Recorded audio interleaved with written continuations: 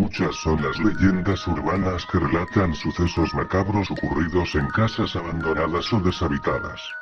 Viviendas que se visten de misterio por los testimonios de personas quienes aseguran haber visto sombras tras las ventanas, oído gritos terroríficos o en el peor de los casos, ver a los mismos espectros deambulando por algunos pasillos o habitaciones de la residencia.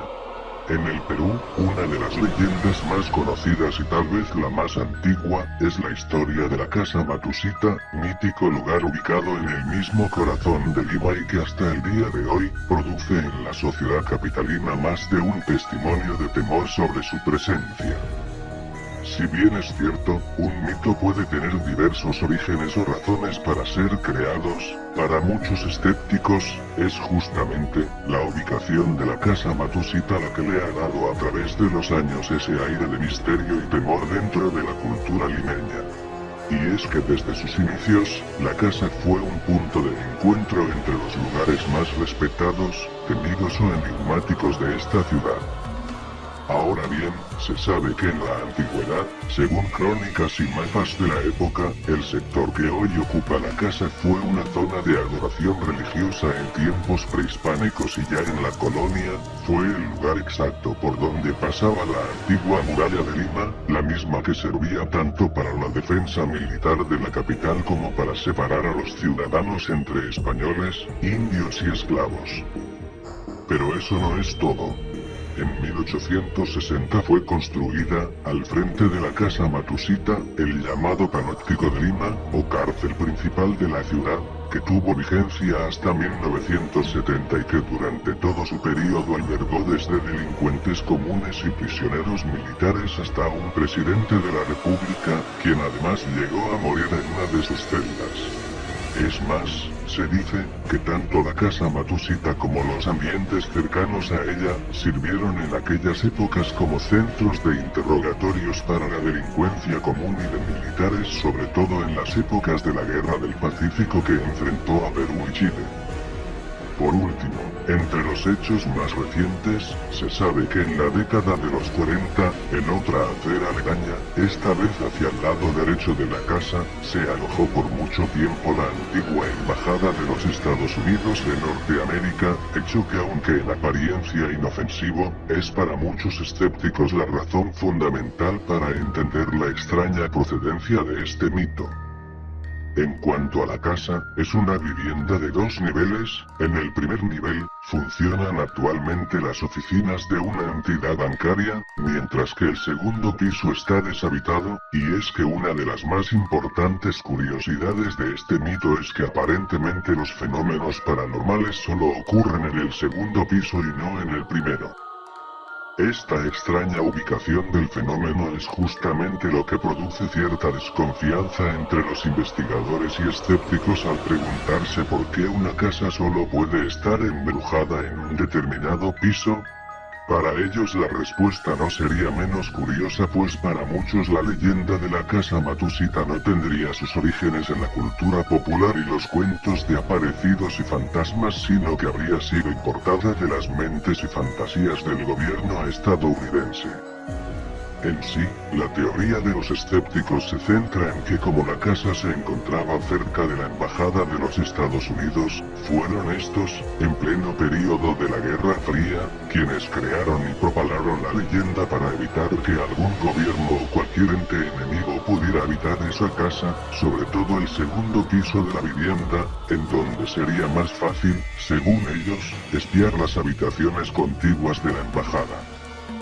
Sin embargo, muchas personas mayores afirman que esta versión resulta imposible, pues aseguran haber conocido la historia de la Casa Matusita mucho antes de la década que los estadounidenses colocaran alguna embajada por los alrededores. Para ellos, el origen de la leyenda tendría menos que ver por cuestiones conspiranoicas y sí, con verdaderos eventos paranormales, producidos por crímenes violentos y cruentos que los obliga a considerar a la casa no solamente como embrujada, sino además, maldita. Son dos los orígenes más populares relacionados con la casa Matsushita, ambos son crímenes sangrientos, uno está relacionado con la pasión y el otro con la venganza y la justicia social, y aunque no cuentan con un tiempo específico es presumible que sus orígenes hayan ocurrido a inicios del siglo XX. El primero de ellos narra la historia de un hombre de origen supuestamente japonés que habría hallado a su mujer en la cama con otro sujeto. El esposo al ver la escena tomó un cuchillo y de manera rápida y violenta acabó con la vida de la citada pareja. Sin embargo, esos no fueron los únicos asesinatos, pues el esposo, ahora desesperado al no saber qué hacer con los cuerpos, esperó la llegada de sus hijos de la escuela y decidió también acabar con ellos. Por último, preso ya sea de la desesperación o simplemente de la locura, el hombre decidió practicarse el seppuku o suicidio japonés, poniendo así fin con su vida. En cuanto a la segunda leyenda, esta señala que en esta casa vivía un señor perverso que maltrataba y abusaba de sus dos únicos sirvientes. Un día, cuando el dueño de la casa ofrecía un almuerzo a sus familiares, los sirvientes decidieron vengarse.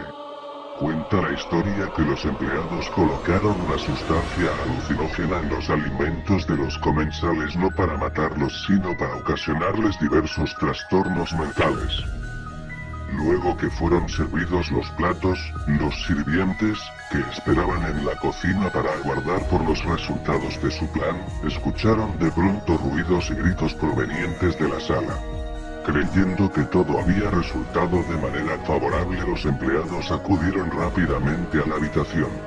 La imagen que vieron entonces fue aterradora: cuerpos despedazados por doquier, sangre en las paredes, en la mesa, en el suelo.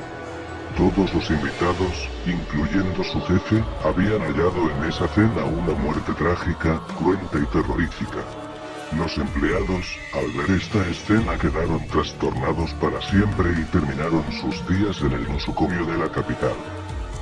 Lo curioso de estas dos versiones, es que debido a la escandalosa violencia de estos crímenes, uno esperaría encontrarlos registrados en cualquier diario o reporte de la ciudad. Sin embargo, no existe ningún registro de que en la casa Matsushita o en inmediaciones de la misma hubiesen ocurrido algún tipo de asesinato o masacre, hecho que evidenciaría que estas historias no son más que productos de la imaginería popular. Pero la casa Matsushita no solo cuenta con leyendas, sino también con víctimas. Y es que en más de una ocasión muchos aseguran que diversos personajes han ingresado a la citada vivienda para experimentar por cuenta propia los extraños fenómenos que en ella ocurren.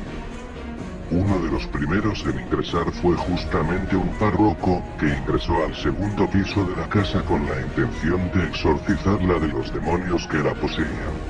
No obstante, el párroco no pudo lograr su cometido. Según cuentan las historias más antiguas, el religioso ni bien ingresó a la vivienda sufrió un ataque de pánico que lo llevó a la muerte. Se dice que escuchó gritos y reclamos de los espíritus que allí se encontraban. Algunos dicen incluso que el párroco recibió escupitajos de estos supuestos seres que habitan el lugar. No obstante, y tal como ocurre en el caso de las leyendas, no existen registros fidedignos que respalden dicha historia, aunque sí existen testimonios de gente, incluidos trabajadores o antiguos habitantes de la casa, que aseguran haber visto la figura de un fraile caminando entre las ventanas del segundo piso de la casa. Otro de los casos más conocidos, es el de Humberto Vilches Vera, un conductor de televisión que a finales de la década de los 60 apostó en señal abierta, que sería capaz de pasar 7 noches al interior de la vivienda. La historia narrada por muchos limeños recuerda que el animador efectivamente logró ingresar a la casa llevando consigo solo con una cámara de vídeo en la mano. Sin embargo, tal como ocurrió con el párroco, ni bien ingresó. Algunos hablan de 2 horas y otros al cuarto día el hombre de televisión salió de la casa profiriendo insultos y gritos y botando, incluso, espuma por la boca. Al final de cuentas el animador obtuvo serias complicaciones psicológicas, por lo que fue recluido en un manicomio durante un periodo de 13 meses, tiempo del cual nunca más se supo de él.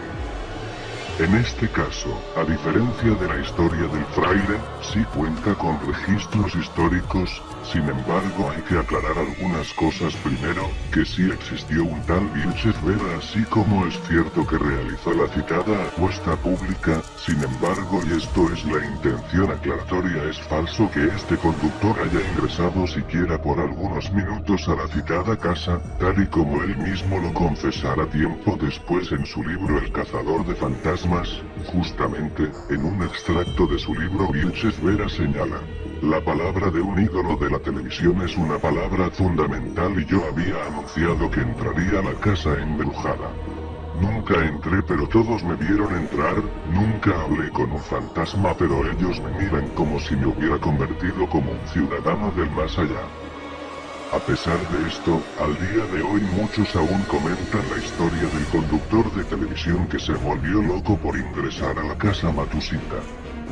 En todo caso, lo que resulta curioso de esta leyenda es que a pesar de su antigüedad y su arraigo dentro de la población limeña, muy poco se ha hecho para conocer el verdadero misterio que encierra esta vivienda.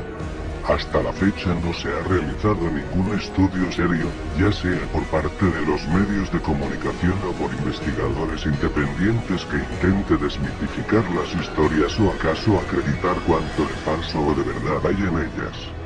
Y es que lo más seguro es, que hasta que ese día no llegue, los limeños continuarán, algunos con temor y otros con una sonrisa, observando la solitaria casa preguntándose si serían capaces de pasar una noche allí sin el temor de quedarse en la más absoluta locura. Si te gustó el relato, dale me gusta y suscríbete a mi canal, abajo está mi Facebook. Soy FR3, hasta la próxima.